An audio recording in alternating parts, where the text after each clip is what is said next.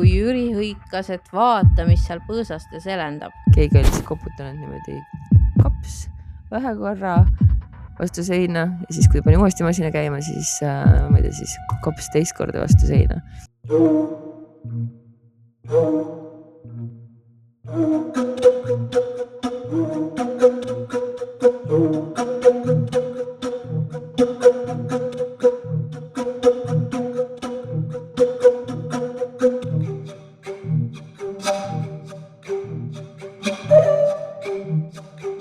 Tere, armsad külmaveestajad ja kikimooride sõbrad. 4. saade sel hooajal ja lõpuks ma ütlesin alguses õigesti. Mina olen Taki. Mina olen Heidi. Ja mina olen haige, nii et vabandage mulle mu hääl, aga kui te kuulete ka Zodiaagi-sosinaid, siis te teate, et eile, kui ma salvestasin seda, oli mu hääl märksa hullem. Nii et selles mõttes on teil vedanud. Salvestasid eile ilma hääletama. See oli päris kohutav hääl, ikka üldse ei kandnud.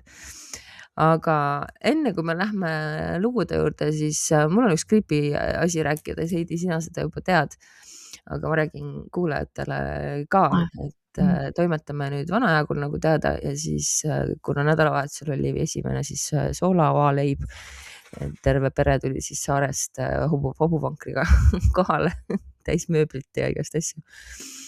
Ja siis selle raames me koristasime tohutult, elektrit oli seal vaja ümber tõsta ja ma esimest korda tegin tolmuimejaga lagesid näiteks. Aga igal juhul siis Daniel oli tolmuimejaga WC-d koristamas, samamoodi kõik seinad ja laed ja asjad ja siis mina olin oma printsessi toolis, sest ma olen täiesti ära printsessistunud, mulle vahepeal tundub. Ja siis järsku hüüab, Mussi, sina koputasid või? Ja ei, ma siin ise maistun. Okei. Siis paneb uuesti masina käima, teeb edasi. Jälle masin kinni, täiesti pekkis, keegi koputas jälle. Ühesõnaga ta siis oli seisnud seljaga nagu vetsu ja välisseina poole ja teinud siis seda ukse pealset ja siis keegi oli siis koputanud niimoodi kaps vähe korra vastu seina ja siis, kui pani uuesti masina käima, siis ma ei tea, siis kaps teist korda vastu seina. Ja saad aru, ta oli nii freaked out, ta oli täiesti selles mõttes, et ta oli täiesti freaked out, ta lihtsalt seisis seal niimoodi silmad suured ja me pidime Miilaga siis seisma temaga seal, kuni ta siis koristas, et ta ei oleks, ei muretseks. Aga on palju tootav ühesõnaga, et juba oleme päris palju seal jõudnud teha, et mitte küll suuri lammutustöid, mis ilmselt aktiveerivad seal vanad tegijad küll, aga siin omajagu võib loota ja eriti hea oli see, et õepoeg läks kööki. Me istusime aias ja siis tuleb välja ja küsib, et kas köögikraan peabki niimoodi liikuma või? Mõtlesin, et siis, kui sa nagu käsipesa või kraanis tõmbad, et siis ta ei ole väga tugevalt seinast kinni nagu. Ei, lihtsalt nagu niimoodi käib nagu, et ma seisin ja vaatasin nagu. Ja siis õde läks asja lahendama ja siis tuli välja, et kuna köögikraan on ühenduses teiselt poolt vana duši nurgaga, siis Daniel oli teistel pool ja vahetas parasjagu seda duši pead, et saaks korralikult duši all käia. Aga ma kujutan ette jah, seda Robbie Emats, kes on nagu lihtsalt vaatab, kuidas köögikraan käib niimoodi pimedas köögis. Ok. Vaesekene. Aga kuidas sul, ma saan aru, on hoopis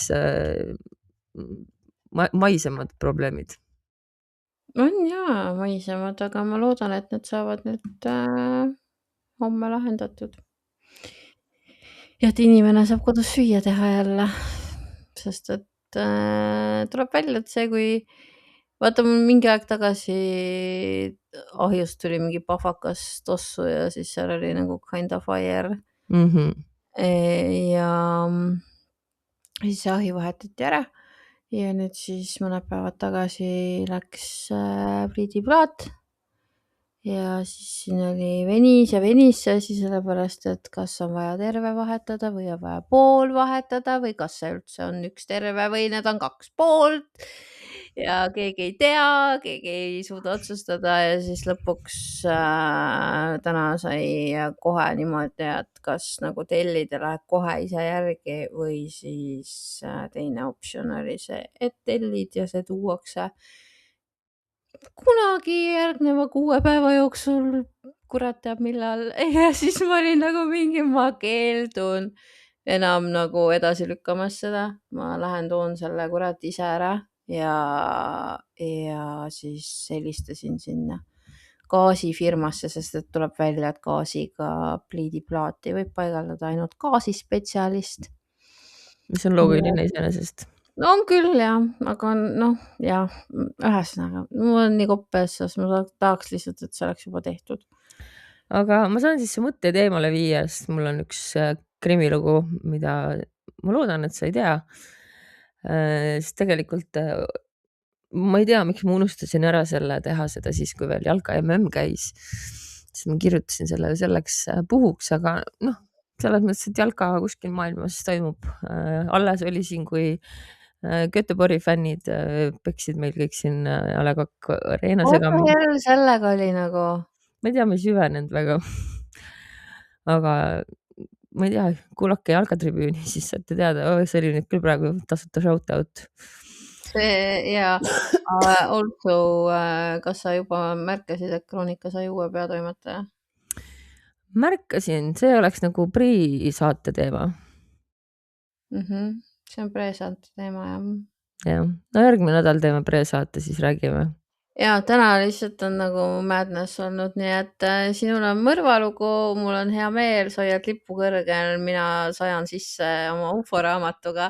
Küll aga ma leidsin sealt 3 päris sükest müstilist lugu, nii et. Väga äge ja mul on teine saatepool on pühendatud Threadsile, kuhu ma eile viskasin küsimuse, et jagage oma luupoine ja kogemusi ja ma tegin seda suht vastu õhtut ja ma jõudsin siis esimestele kommentaaridele vastata, mida juba tuli päris palju ja siis täna ma vaatasin, et mul on 84 lugemata kommentaari, nii et suur osa neist siis saab olema selliseid, mida ma loen ise ka esimest korda teiega koos. Et natuke nagu kuulajakirjade saade. Aga ma panin ka sinna märke juurde, et see tuleb saatesse, nii et kui keegi on siia tulnud esimest korda Threadsis, siis tere tulemast Kikimooride hulka. Loodetavasti teile meeldib siin, me räägime iganädalaselt kõhedaid tõesti sündinud krimi ja paralugusid Eestist ja vahel ka välismaalt, sest sel korral minu maa tõesti tuleb välismaalt. Ja läheme Brasiiliasse, kus oli siis selline vutistaar nagu Bruno, ta oli väravavaht. Bruno Fernandes de Sousa sündis siis minuga samal aastal 84. ja tema esimene tähelend tuli aastatel 2007-2009. Kui ta oli siis üks Rio de Janeiro hiigelklubi Flamengo põhimängijatest ja klubi oli siis temaga sõlminud suisa $3 miljoni lepingu. Ja seejuures lõi ta siis ka lühikese ajaga 2 olulist väravat, 2008 aasta vabalöögist üks oluline võiduvärav ja penaltist lõi ta siis ka 1 skoori veel samal aastal. 3. värav tuli ära, seda siis vabalöögis 2009, noh, tegemist on väravavahiga, nii et seal on selles mõttes oluline. Ja ta oli ka abielus 25-aastase Elisa Samudioga, kes oli nende suhe siis vist algas 2009 aastal. Ja väidetavalt kohtusid nad siis seksipeol. Elisa oli näitleja modell, peagi jäi ta rasedaks ja väitis siis, et tema lapse isa on Bruno. Bruno ütles, et ei ole. Ja asi läks ikka väga dramaatiliselt, et juba rasedana teatas ta siis politseile, et Bruno on palganud mingid kurjakad, kes ta röövisid ja püüdsid teda sundida siis aborti tegema. Mis asja? Aga see ei õnnestunud, sellepärast et Elisa sünnitas siis 2010 aastal, tal sündis poeg. Lahing siis isaduse üle jätkus. Raseduse vältel siis Samudio väitis pidevalt, et Bruno on tema lapse isa ja kavatses seda siis pärast poja sündi DNA testiga tõendada. Bruno keeldus last ülal pidamast ja Samudio pöördus kohtusse. Samal ajal siis Bruno nagu professionaalses elus pidas ta läbirääkimisi tulusa ülemineku osas AC Milani, mis on teadupoolest siis Itaalia üks tippklubidest. Aga kohtulahingud käisid ja seal siis vaieldi tuliselt nagu selle üle, et kas isadus, see DNA test muidugi tõestaski isadust ja siis vaieldi, et kas see peaks andma aluse elatise maksmiseks ja kui jah, et kui suur siis see peaks olema ja nii edasi. Ma ei tea neid Brasiilia seadusi, et Eestis see annab kindlasti aluse. Ja siis tuli 6. juuni 2010, kui Bruno kutsus siis väidetavalt Elisa erakohtumisele, et omavahel siis arutada seda isaduse küsimust ja lapse ülalkasvatamise tingimusi ja rahalist kompensatsiooni, ühesõnaga kõike see, mis nad olid nagu kohtus vaielnud. 9. juunil, mil nad pidid siis kokku saama, jäi iga viimaseks päevaks, kui Elisat elusana nähti, seejuures ta läks siis kohtumisele koos oma 4-kuuse pojaga. Ja samuti läks kaduma, tema väike poeg leiti Bruno uue abikaasa juurest. Ei, vabandust, abikaasa juurest. Elisa oli kogu aeg tal armuke, ma ütlesin valesti. See Elisa suhe oli alanud abielu kõrvalt, nii. Aga ühesõnaga armuke läks kaduma ja tema ja siis Bruno ühine poeg leiti siis Bruno abikaasa juurest. Ja juulis 2010 andis siis Brasiilia kohus korralduse Bruno vahistada. Politseile tunnistas siis 17-aastane Bruno nõbu, et ta osales koos Bruno sõbraga, kelle nimi on Luis Enrique Ferreira Romao. Et koos temaga ta siis osales Elisa röövimises ja ta kinnitas uurijatele, et naine on surnud, kuid ei avaldanud, kuidas ta tapeti ja kuhu surnukeha viidi. Ja samuti siis ta siis ütles, et Bruno tõesti oli lapse isa, kuigi ta oli siis juba abielus. Bruno koduklubi Flamengo peatas siis selle draama peale, mis draama, see ei ole draama, see on hullem kui draama, see on skandaal, tragöödia. Peatas siis lepingu ja lõpetas hiljem ka õigusabi andmise. Romao väitis, et Bruno üritas siis eelvangistuses 2 korda enesetappu teha, kuid Rio de Janeiro osariigi vanglaamet ütles, et see pole tõsi. Küll aga kinnitati, et Bruno kaotas siis 1 korral madala veresõhkru tõttu teadvuse. Juuli lõpus esitati talle ametlik süüdistus mõrvas, inimröövis, surnukeha varjamises, kuritegeliku ühenduse moodustamises ning alaealise kaasamises kuritegevusse. Politsei teatel siis rääkis Bruno alaealine nõbu uurijatele lahkesti, et pääsiku hoiatus, et Samudio surnukeha tükeldati, osas hälmetest söödeti koertele ja ülejäänud maeti betooni alla. Ja hiljem siis Bruno tunnistas, et oli kuriteo organiseerimise taga, aga samas väitis ta siis nüüd aastal 2026 antud intervjuus, et tema ei olnud mingi põhivend, vaid ta lihtsalt tegi vea ja oli hooletu, mida ta väga kahetseb. Kuidas see nagu läheb kokku sellega, mis juhtus? Ma ei tea, mis tema peas toimub. Tsitaat on selline, kui ma poleks Bruno, ei istuks ma selle vigase kohtumenetluse tõttu üldse vangis. Mind vahistati ajal, mil meedia väitis, et koerad olid kellegi surnukeha ära söönud. Kui aga lugeda kohtuekspertiisi raportit, siis seal öeldakse selgesti, et sellist kuritegu ei saanud toimuda viisil, nagu kirjeldas üks alaealine tunnistaja, kelle ütlused olid toimikus tõendatult täiesti ebausaldusväärsed. Kui minu vahistamismäärus välja anti, põhjendati seda väitega, et koerad olid väidetavalt kellegi ära söönud. Seda väitis politsei ise. Meedia võimendas seda lugu ning isegi täna leidub inimesi, kes seda endiselt usuvad. Ehk siis tema viskas põhimõtteliselt oma sugulased siis rongi alla ja ütleb, et sükest asja pole olnud. Ja väga irooniliselt siis kasvas Bruno ja Elisa pojast tubli jalgpallur, kes siis on samuti väravavaht. Bruno on ise siis selle kohta öelnud, et kui poeg oma isa nii palju vihkaks, poleks ta ju sama teed läinud. Täielik nartsissistlik retoorika nagu. Aga omavahel neil kontakt puudub. Seejuures on siis poeg, kelle nimi on Bruninho, väitnud, et ta on püüdnud isaga kokku saada, aga just papa oli lõpuks see, kes blokkima hakkas. aga mis ta siis toona karistuseks sai? Selle jõleda teo eest sai ta siis karistuseks 23 aastat ja 1 kuud vangistust. Aga siis antud aasta 2026 alguses lasti ta tingimisi vabadusse. Ta on siis hetkel 41-aastane ja ta ei ole veel täielikult oma karistust ära kandnud. Ehk siis alles aastal 31 peaks tema karistusaeg lõppema. See, et ta on tingimisi vabaduses, tähendab siis, et ta peab kõiki neid kohtunõudeid täitma, ehk siis endast aru andma ja no lihtsamalt öeldes, ühesõnaga ta võib jalkat teha, jalkat mängida ja elada vabaduses ja seda ta siis teebki. Praegu siis on Sporting News on vahendanud seda, et endine Flamengo staarväravaht Bruno Fernandes registreeriti Brasiilia jalgpalliliidu mängijana ja ta on saanud õiguse esindada Vasco AC klubi. Ja kõik vajalikud dokumendid on tal korras ja isegi siis peatreener Erik Rodriguez usaldas ta kohe põhikoosseisu. Ja ta siis debuteeris Vasco AC eest Brasiilia karikavõistluste avaringis Velo Cube vastu, kus ta siis vahetas välja põhiväravahi kohal välja Lussao, kui ma kujutan ette, et see Lussao on esiteks väga pahane ja pealegi see Brasiilia karikavõistlus Copa do Brasil on nagu väga suur võistlus selles mõttes, ta on nagu väga tähtis võistlus, nii et vaatamata siis kõigele sellele ei ole tema jalgpallikarjäär lõppenud, on ta liitunud mitme väiksema klubiga, saanud liigamängudes väljakule, aga mida siis ohvrilähedased tunnevad, võime vaid ette kujutada.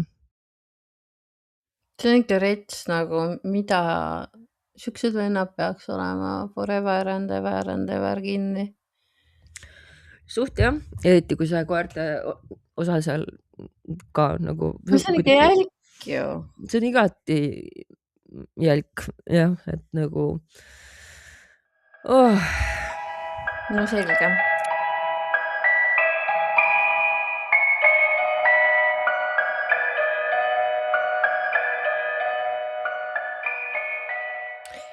Meie siis teeme Igor Volke nurgakese.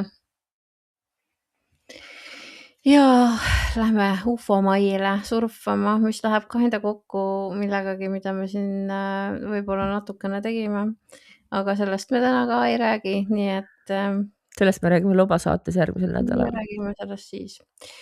Igal juhul 1958. aasta oktoobrikuu lõpul läks siis Viljandi lähistel talumajas pereema lauta lüpsma. Need lood algavad alati nii ja ei lõppe kunagi hästi. Ma tean, aga need on nii armsad, need lüpsilauda lood. Need on mu isiklikud lemmikud.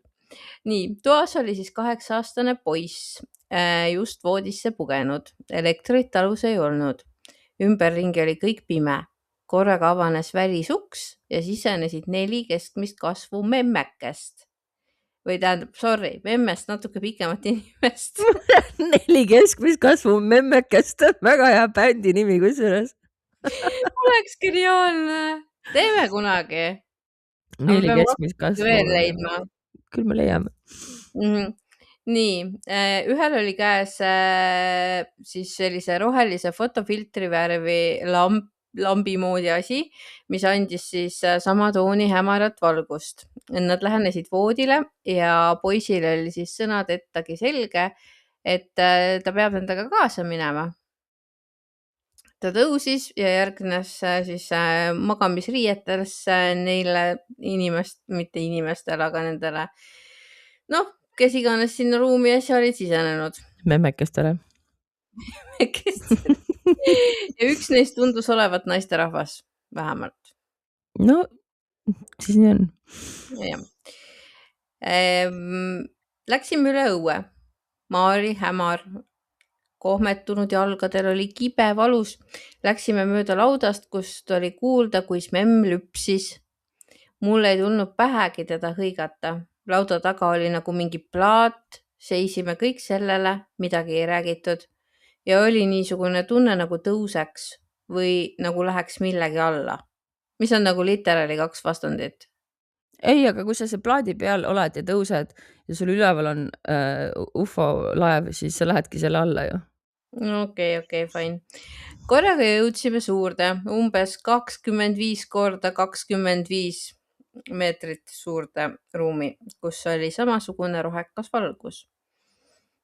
Valitses toasoojus, ruumi keskel oli pehme suur jutumärkides tugitool. Mulle meeldivad jutumärkides tugitoolid.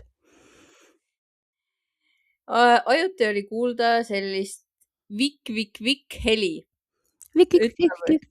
Okei, ma ei saa mingeid helisid teha. Ära tee helisid. Ühesõnaga, see oli nagu raadiolained oleks olnud. See ei olnud päris kuulmine. Seda oli nagu ajuga tundnud. Telepaatiline. Möön veits vist, jah. Sama heli oli kuulda ka siis, kui nad sisenesid talutuppa. Siis oli niisugune tunne, nagu oleks midagi sisse lülitatud ja korraga siis poiss sai aru, mida räägiti. Enamik ruumis olijaid kadus, mõni neist ilmus aeg-ajalt tagasi ruumi. Nii, ja nüüd ta siis meenutab siin. Üks tuli mu juurde, kui mind tugitooli oli istuma juhatatud ja kinnitas mingid võrud mu pea ümber. Korraga lähenes ja kummardus mu näo lähedale nagu juhi moodi mees. See, tead... Okei. Näo detaile ei mäleta, aga tõsine oli ta küll. Nagu juhi moodi mehed ikka vist. Ta nagu pahandas, et miks niisugune toodi. Ja toojad oleks nagu öelnud, et paremat ei olnud. Ja sellest ajast saadik istub ta sotsiaalmeedias ja kurdab, miks naised teda ei vali. Seejärel surus mind miski sinna tooli sisse, siis ilmselt kaotasin teadvuse. Kui teadvusele tulin, küsiti, kas maad tahan näha. Mul polnud vähimatki soovi. Siis pani üks naine mingi tugeva eseme mulle vastu paremat rangluud, käis tugev löök ja öeldi, et ma ei jää 5 aastat haigeks. I wish. On ju, ka keelati rangelt juhtunust rääkimine. Samas oli terve aeg kuulda tuttavat vikk heli. Tundsin ju kogu aeg hirmu, kui nad ütlesid, et ongi kõik ja plaadiga uuesti laskusime ja see põntsti vastu maad puudutas, siis ma lausa lendasin sealt tulema. Kui tuppa sain, siis läks hirm ära. Tundsin kergelt pissihäda. Läksin jälle välja. Kuulatasin ja vaatasin otsivalt ringi. Hommik hakkas juba koitma, siis hiilisin tuppa magama, et ema ei kuuleks. Ärkasin ema tõrelemise peale keskpäeval. Päike oli juba kõrgel. Tõusin ja natukese aja pärast hiilisin välja vaatama. Selles kohas oli metsavari ja härmatis ei olnud sulanud. Jäljed olid üle õuemaa näha ja lauda taga oli näha tume 10 meetrise läbimõõduga ovaalne laik. Evidence. See on evidence. Tegin päeval juttu, kas ema midagi ei kuulnud. Ta vastas eitavalt. Kui ta õhtul tuppa tuli, vaatas, et voodi on tühi ja arvas, et ma olin laka peale magama läinud. Classic 55. Oh my god. Käis mind isegi hõikamas ja mõne aja pärast leppis selle mõttega. Emal nagu reaalselt... Laps on kadunud ja sa oled nagu mingi... Zero fucks to give nagu. Hommikul oli mure seda suurem, kui poiss äratamisele ei reageerinud, nagu oleks öösel külmetanud. Emal vist oli väike süütunnegi. Praegu on hoopis teistsugune tunne kui siis. Tänini miski asi nagu piinas või hoidis. Edaspidi jäid õed-vennad haigeks, aga mina olin terve kui purikas. Mälestus vaeva ei teinud. Mulle ei meeldi, kui vastu aetakse ja ei taheta niisuguste võimaluste olemasolu tunnistada. Mitu aastat hiljem oli nagu ajus jälle see vidin ja siis öeldi. Me ei saa enam tagasi tulla. Teie barbarid ründavad meid. Aha. Aga kes need siis olema peaks, sellest ma ei saa Valitsus. aru. Sõjavägi. No igal juhul.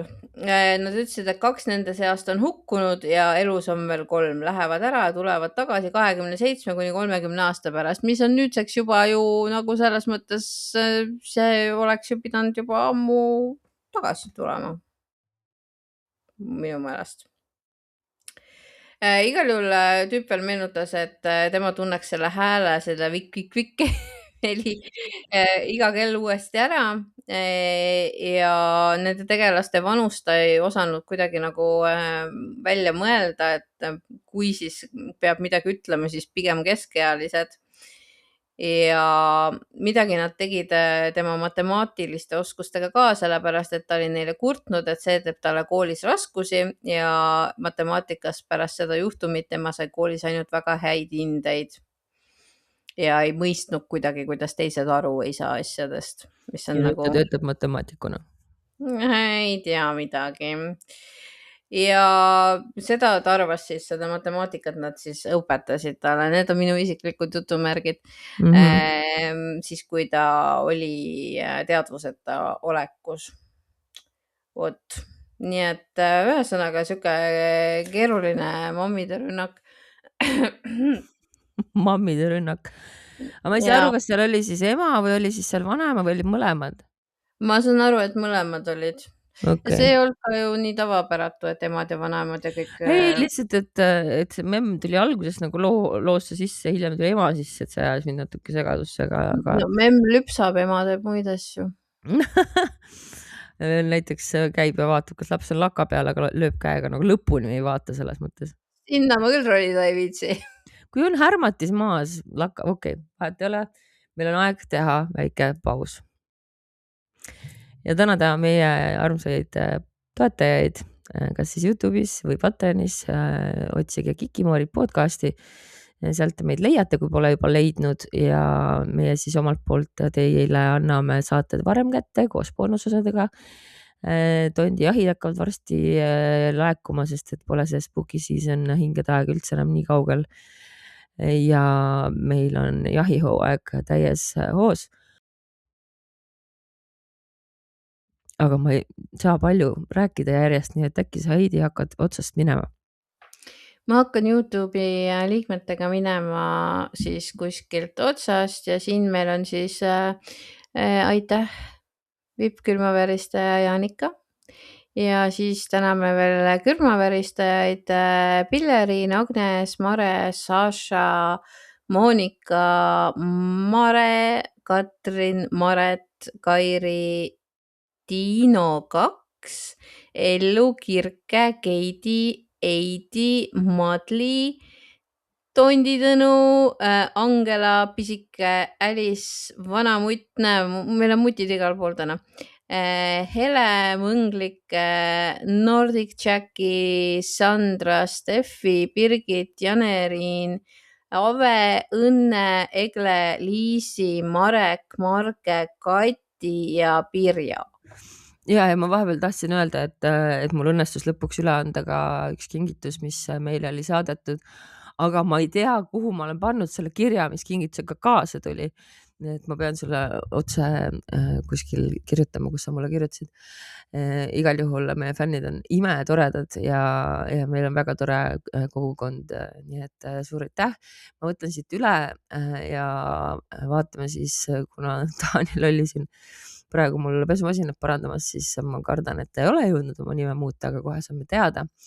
Aitäh vippkülmaveristajatele, kelleks on Indrek, Karina,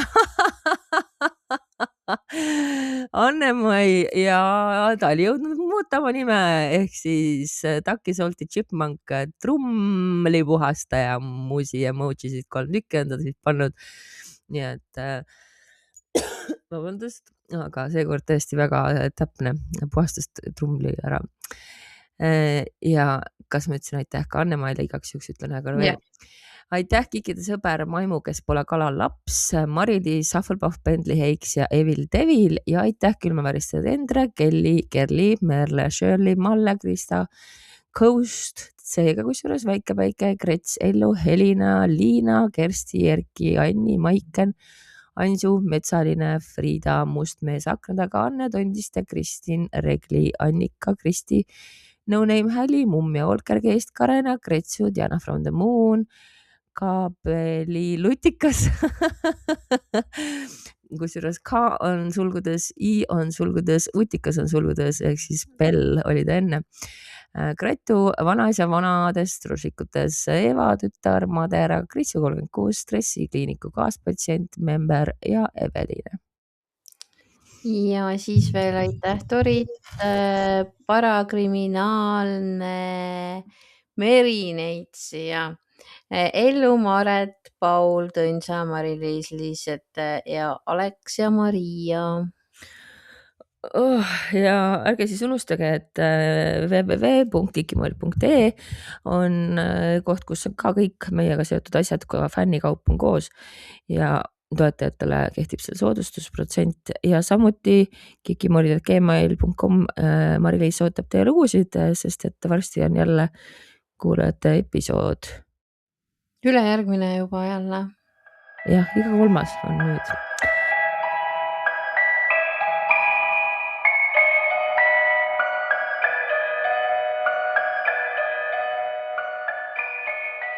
Nõndaks, aga ma nüüd avan siis koos teiega oma threadsi ja püüan leida selle postituse ülesse. Ja ma alustasin siis nõnda, et te kindlasti teate seda lugu, aga ma igal juhul siis ütlesin, et ma olen mõned korrad elus uneparalüüsi kogenud ja alati käib siis sellega kaasas sihuke hallis kleidis naise kuju, kes seisab uksel, vähemalt siin korteris on olnud. Ja noh, et nagu me kõik teame, aitab meie isapalve lugemine või siis meeleheitlik püüe varbaid liigutada. Aga see tunne on tõesti väga kohutav ja tegin siis üleskutse, et kes on midagi sarnast kogenud, et jätta kommentaar. Nii, ma vaatan siin, ma ei tea, mis järjekorras nad siin tulevad. Ma jätan osad vahele, mis on rohkem küsimused. Nii, Piret kirjutab, olen ka kogenud mitmeid kordi ja tavaliselt on see üks näotu kuju, kes uksest sisse astub ja voodi poole liigub. Saan end liigutama hakata siis, kui ta voodi juurde jõuab. Viimane kord kraapis keegi mu selja taga olevat patja, et talle toimis, kui ütlesin mõttes, mine ära. Aju teeb ikka vahel kummalisi asju. Siis on keegi kirjutanud, et ta arvas, et on segane, aga õnneks ta sai mingi seletuse siit lugedes, mis on väga hea. Nii, siis Ave kirjutab, et tal on õnneks ilma hirmutundeta, tavaliselt haaratakse jalgadest ja tõmmatakse voodi alla. Viimati kahmati sülle ja kanti raamaturiiuli juurde. Ja sulle ei tekita see hirmu, okei, I guess. Aga samas süles raamaturiiuli juurde, kõlab See on nagu kena. unistus ja. Tiina kirjutab, korduvalt on kogemusi olnud. Viimane kord karjusin, et mine ära, see pole päris. Reaalsuses ainult kurguhäälselt kuidagi veidralt häälitsesin. Tütar ütles nii. Uinuda väga enam kohe peale seda ei julgenud. Eerika kirjutab, mul on elus 3 korda olnud. Ülimalt hirmus tunne, kuna ees on mingi must kogu. Mitte midagi teha ei saa iseenda kehas, kuid sa tunnetad oma keha. Igatahes ma olen liiga vallaline selle postituse jaoks. Vaatame, kas täna läheb õnneks. Ma nägin seda sinu postitust ka mingi poole öö ajal ja mul on ka praegu see kaaslase vaba nädal ja ma mõtlesin küll, et minge kanni, ma ei lähe magama. Nii, Hapumoos kirjutab, minul oli tegelikult väga hea uni, aga mu õde nägi, sulgudes magasin too öö telgis, et meie äsja lahkunud vanaema üritas mind lämmatada. Samas minul endal oli kohe pärast vanaema lahkumist hoopis selline olukord, kus ta tuli, ajas mu unest ülesse ja paitas pead. Teadsin 100% kindlusega, et tegemist on minu mammiga, aga miskipärast oli mul kõhe ikkagi ja kutsusin ema enda juurde magama pärast seda. Nii, Vegan kirjutab, mul on elu jooksul palju seda olnud, aga viimasel paaril aastal näen, et laman voodis ja hakkan magama jääma ja minu korterisse tungivad inimesed sisse. Ma kuulan võtmete kõlinat ja seda, kuidas nad plaane teevad, kuidas mind rünnata. Ise samal ajal täiesti voodi külge naelutatud ja kuulen lihtsalt samme, mis magamistoa poole liiguvad. Kui sammud juba väga lähedal on, ärkan suurest hirmust nuttes üles. Imelikul kombel juhtub seda ainult päevase uinaku ajal. Kordagi vist pole öösel olnud. What? Nüüd on Kirsi-Mari, kes kirjutab, olen vist küll ja üks väga imelik asi oli, ma nägin jubedat tund tulistamisest. Vahel ma ikka näen unes, et terroristid tulevad haiglasse või midagi sellist ja märkasin üles. Igal juhul tuba mu ümber oli sama. Ma teadsin, ma olen ärkvel ja ma nägin enda juures umbes 15-20 sentimeetri pikkust tiibadega tüdrukut midagi puistamas. Nagu ta oleks haljas olnud sellise tinkerpelli kujuga, aga nagu midagi näha ei olnud. Ta oli selline tumevari. Ma ei tea, mida sellest mõelda. Ingleid ma usun küll, haldeid pole väga uskunud. Samas, why not? Nii, Kristiina kirjutab. 10 kordi läbi elatud. Isegi paar nädalat tagasi juhtus.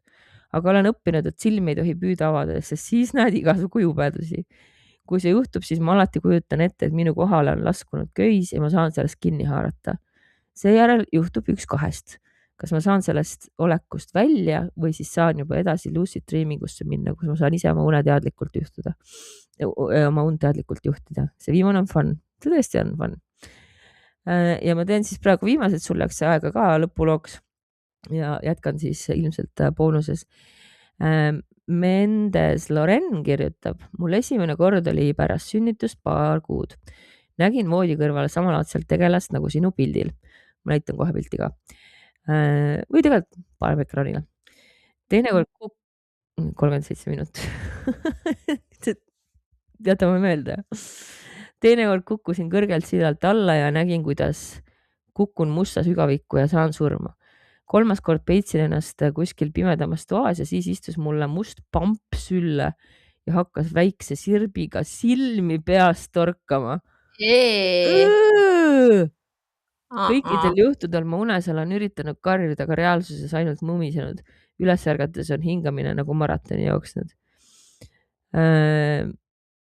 See juba oli siuke õudusune nagu värk. Okei, ma teen Tiinalt veel ühe, ta juba enne kommenteeris ka, aga kirjutab veel, et üks teine veider kogemus, mis siiani ajab judinad peale, ei lähe vist päris sellesse kategooriasse, aga nägin noorena korduvalt unes üht meesterahvast, täiesti võõras.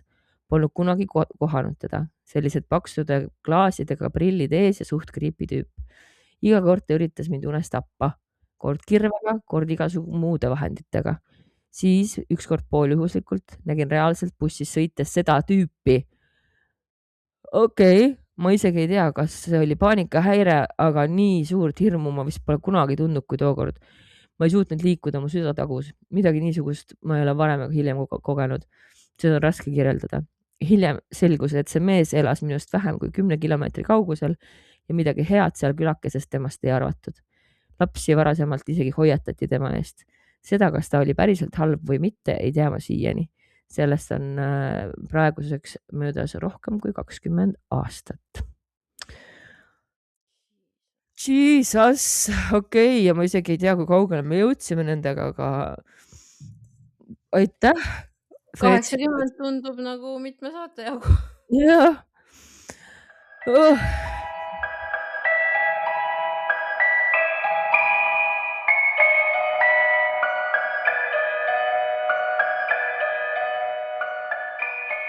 Okei, tagasi UFO businessisse. Kui siis 1975. aasta 24. juuni hommikul jaanipäeva paiku kella 4-5 vahel toimus siis Kehra lähedal üks ootamatu sündmus Raivo ja Jüriga ja toimunu kohta siis meenutas Raivo niimoodi. Võtsime suuna majja, kus elasid tüdrukud. Akna taga kolistades sattusime peremehe peale ja jooksime minema. Vallatu värk. Taludes hakkasid koerad koledasti haukuma ja nii me veel jooksime natuke maad kaugemale, et peremeestele mitte jalgu jääda. Kaalusime, kas ja kuidas tagasi minna. Mul oli püksid üle aasade jooksmisest takjaid täis läinud ja ma rapsisin neid, kui Jüri hõikas, et vaata, mis seal põõsaste selendab. Ajasin end sirgu, vaatasin ja lõin käega. See on teepost. Okei, 74. aasta teepostik küll ei elendanud. No nii. See aga ei olnud vargevärv, mis oleks jõeäärses hämaruses paistnud, vaid see helendas. Oli silindri või tellise kujuline laik. Laik oli arvatavasti maapinnast 2,5-3 meetri kõrgusel. Laiku vaadates tundsin, nagu tuleks laik mulle lähemale. Tegelikult aga ei suurenenud see üldse. Ka Jüri ütles, tunned, laik nagu tuleks lähemale. Kui ma veel kord sõna laik kuulen, siis sa kuuled seda ikka. Kulus veel mõni sekund, kui Jüri korraga karjatas, tõmbas mind käest ja pani jooksu. Hiljem ütles ta, et oli selles valguse kohas näinud tumedat kogu põõsa tagant välja vaatamas. See on nagu... Pidasin seda Jüri väljamõeldiseks jälle. Kohe, kui Jüri jooksma oli hakanud, tundsin, kuidas... Dagmar? Laik. Aitäh! Tuleb kohutava kiirusega minu poole, et ta tabab mind kohe, kuid samas nägin, kuidas... Dagmar? Laik. Lähenes hulga aeglasemalt. Mõne hetke pärast nägin, et... Laik. Valla ilmusid inimkeha piirjooned. Ehk siis sellest laigust Dagmar sai selle kuju pea. Keha tegi 2-3 sammu, käed liikusid kuidagi väga majesteetlikult. Ta siis liikus nagu aegluubis, aga jõudis nende paari sammuga väga lähedale. Ja tekkis mingi seletamatu tunne, mida ei oskagi millegagi võrrelda. Ehk siis tüüp võttis kätte ja sööstis sellele jooksvale Jürile järele. Tagasi ei vaadanud. Ja enne, kui ta seal jooksma hakkas, siis tema ja selle kummalise kuju vahel oli umbes 60 meetrit. Okay.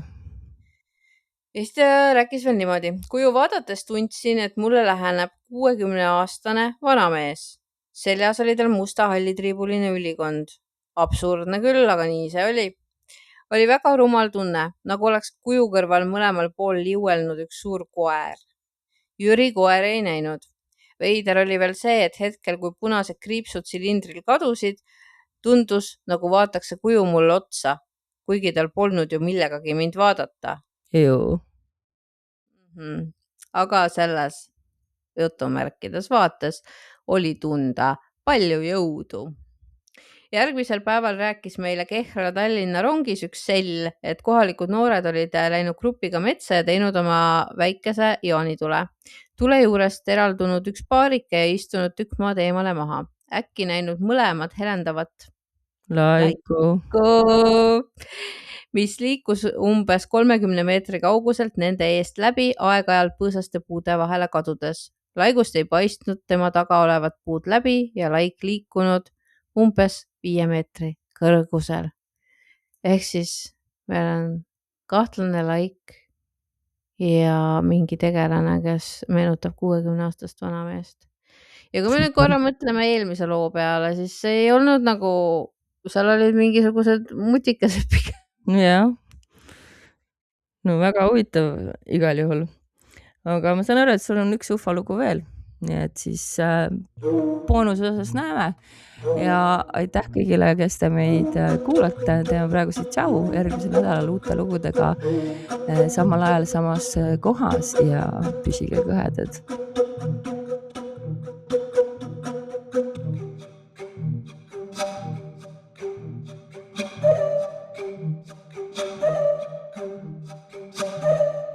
Mul tuli kusjuures vahepeal meelde, nüüd kui me siin boonusosas oleme, aga ei, teised ka kuulavad seda veel, kes on jäänud siia natukeseks veel.